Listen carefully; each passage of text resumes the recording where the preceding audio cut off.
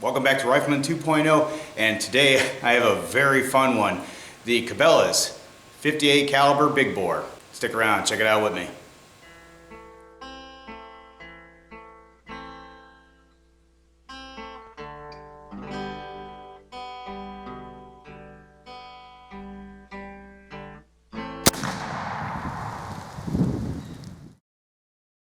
The Cabela's Big 58 is a Hawken style 58 caliber muzzle loading rifle. It is percussion ignition, which means you have to have a percussion cap, put it on the cone there, set it off to full cock, pull the trigger, and then she'll fire.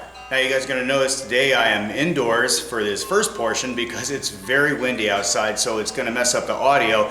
And you guys are probably going to hear that later in the video, so I figure while I'm talking about it, might as well do it indoors. So excuse if there's a little bit of echo, but this is the best way to do it.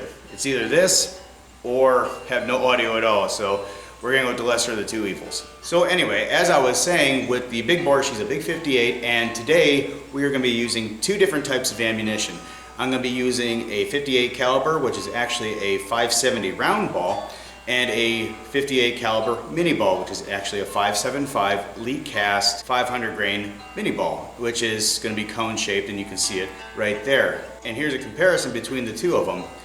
Now the round ball is swaged by Hornady. I do like buying the round balls from Hornady because they are more precisely swaged, obviously, as opposed to casting them. Then you got to deal with the sprue and all that stuff. I just like having a perfect round ball, so I got no problem spending the extra 15 bucks to get a box of swaged round balls from Hornady. Now for the Minie Balls, I cast those myself. You'll be shocked how many you can produce in such a little amount of time. It's ridiculous. Anyway, today we're going to be using GoX FF black powder as the charge, and we're going to be using CCI number 11 percussion caps. Now I've never shot this rifle before, so this is going to be a first for all of us, and we're going to be doing it 25, 50, and 100 yards with both the round ball and the Minie Ball, and see how they both do. Now for folks who are not very familiar with muzzle loaders, there's a whole process that goes with getting this thing ready to fire. And it takes a variety of tools to get this thing going as well. It's not just put the cartridge in and you're ready to rock and roll. No, it's not that easy. We're talking primitives here. This is long before the self-contained cartridge. Now this particular rifle is a reproduction from Pieta, and I've always had good luck with Pieta products, so I think it's going to shoot just fine. Now what I've read on it, it's got a 1 in 48 twist, so I'm thinking both the round ball and the Minie Ball are going to perform very well, so I don't think we're going to have any issues there. I'm just wondering about grouping, how it's going to do. Anyway, so talking about the tools and stuff, we're going to go over that when we're actually out on the firing line, and you're going to see how I actually get this thing loaded up. Hopefully the wind's not causing too much interference. We're going to find out. So let's head on out to the 25. So the gun is clear, everything's ready to go. Let's get her loaded up. Have your measure ready to go, and I'm going to have it set for 70 grains.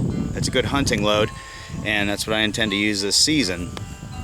So take your topper off, measure it off, make sure you cap that bottle. I can't even count how many times I've watched videos about guys who didn't cap their bottles, and then they go and shoot around it, spark goes in there, boom. But we have our powder measure ready. Guess what you're going to do now? Yeah, you're going to set your muzzle loader down with the barrel angled away from you. Take your measure with your powder, pour it down in there, make sure it's all in there. Now get ready for your projectile. So you have your powder poured, and now you have to get your projectile. So you're going to take your patch, set it over the bore. Remember, you're keeping this away from your face just in case. Never leave anything to chance, especially when it comes to exposed powder like this, because they'll just torpedo right back up in your face. So always keep it facing away. But anyway, see how my thumb is like, you might be able to see it, my thumb is kind of off to the side and away from the bore. When I'm holding that patch on there, you take your round ball, center it on the patch and on the bore. And then you're going to take your ball starter, using the short start. There you go. And then you drive it down. Now it's ready to be driven all the way down the barrel. Yet another critically important part. You can be distracted talking to your buddies or God only knows what else, and you can leave that ball short started. Well, if you ignite that powder with that ball short started, you're going to turn your gun into a pipe bomb. It's going to blow up right in your face. So you have to do this step by step and make sure everything is done correctly. It's very important. So now we have the ball short started. Take your range rod, send it down there, make sure it is seated against the powder. All right, now we're ready to cap it. keeping that rifle down range. Put her on the half cock, place your cap on the cone, and when you're ready to fire, pull it back on full cock and you're ready to rock and roll. Now we're ready at the 25. Always remember eyes and ears. Very important, especially when it comes down to muzzle loaders. Let's give it a rip.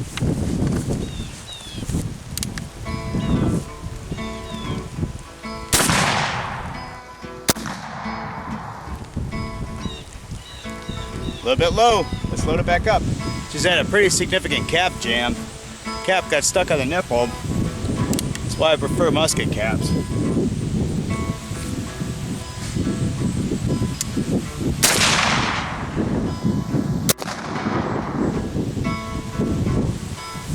Let's see where that one went.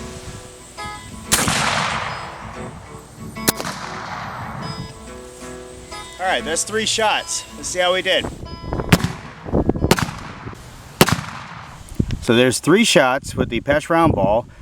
Aim point was here, and they all consistently went low. These 2 were right on top of each other. So I'm gonna raise up the elevation, see if I can get that thing where it needs to be.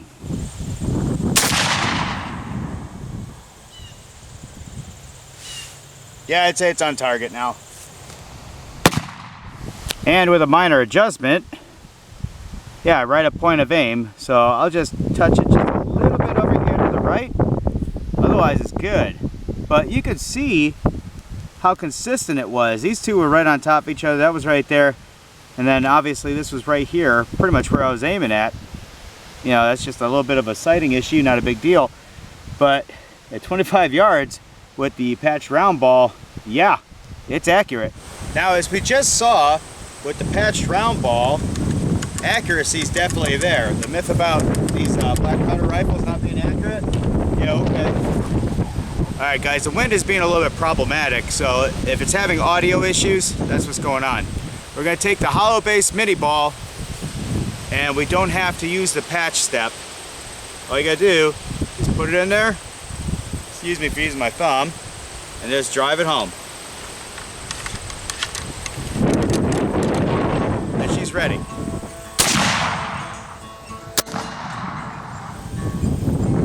Ooh, that'll bite you.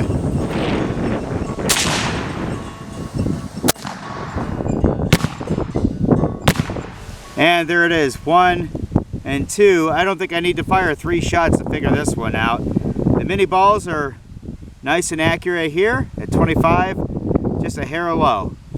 I'll tell you what, guys, there is nothing worse for a filming day than this rotten wind. I'll take snow and rain over this. The wind is just so problematic, knocking things over, destroying audio. It's just super frustrating. But anyway, we're here at the 50, so we're gonna get after it with the patched round ball and the Minie Ball.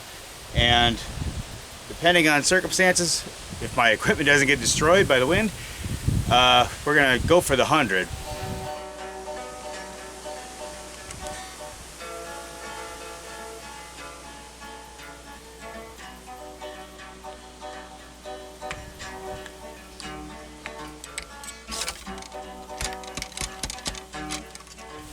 All right, here at the 50, so I got the patch round ball in there, and based on what we've seen so far, I'm gonna aim a little bit higher to see if I can keep it on bullseye. The groups are great.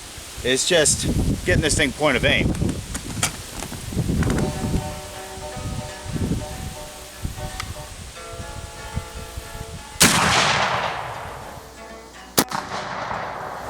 Looks like it dropped, so I'll have to aim a little bit higher.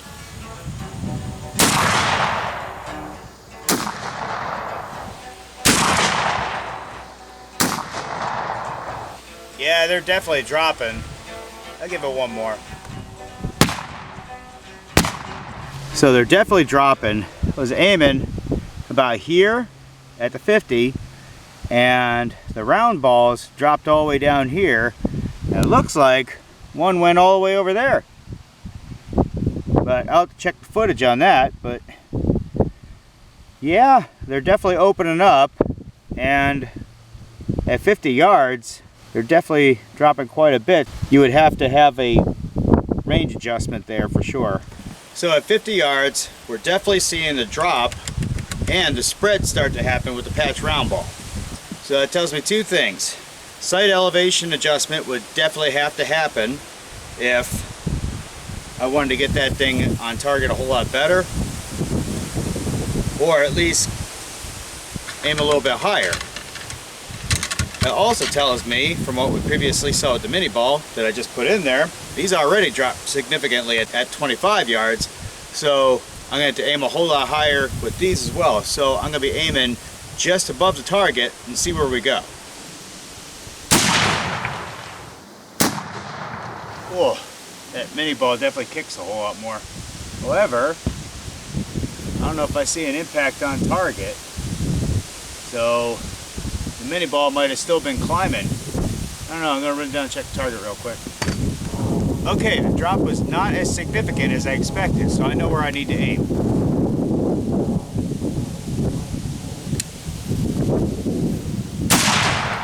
Oh. Man, does that boot. Oh, wait a minute, why does that look like it dropped though?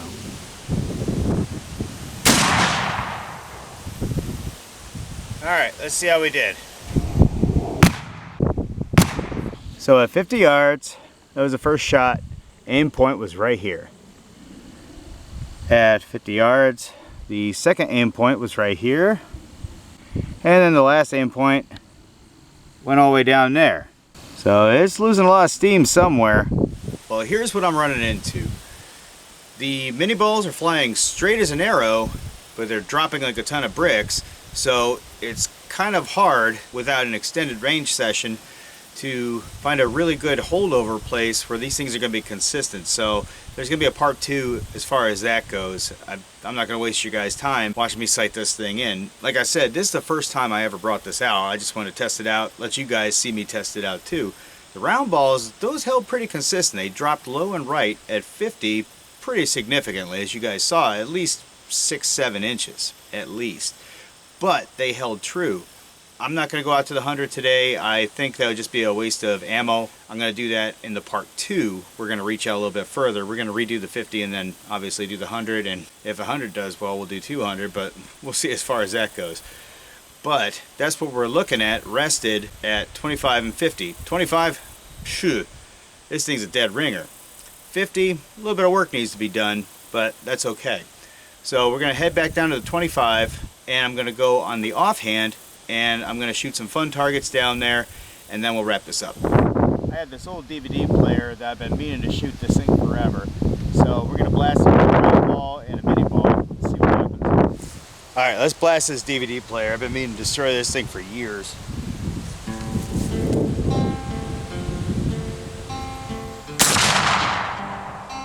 Probably hit it. I'll load up that Minie Ball now.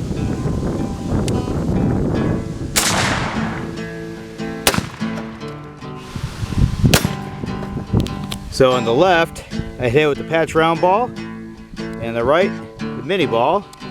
So there's your entry. Oof. There's your exit. Ouch. Yeah, it looks like the Minie Ball ripped out a little bit more. Let's do some shaving cream.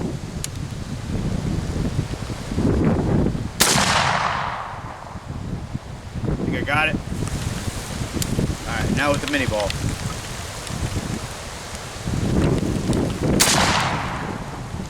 Got it.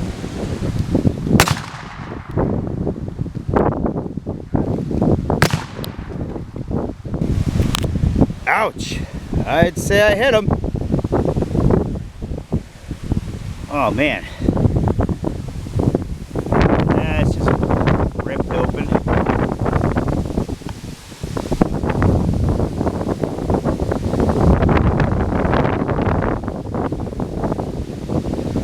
Whole top of that one's just ripped apart. Alright guys, that's that.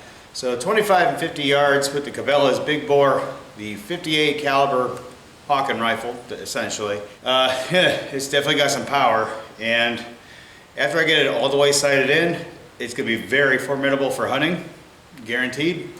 You saw what it did to the DVD player, and you definitely saw what it did to those shaving cream cans. Wish I could have got a better recording out of it, but we can predict the weather, we just can't control it. So that's just one of the pitfalls of filming outside, I guess. Anyway, hope the video comes out. Hope you guys enjoyed. I did have some fun, even though the weather was frustrating for the filming aspect of it anyway. I definitely want to take it back out. It's a neat rifle. I enjoy it. It's just a couple little odds and ends I got to work out on it, and then I think we'll get a better look at it on part 2. But anyway, guys, don't forget to like, subscribe, and share, and until next time.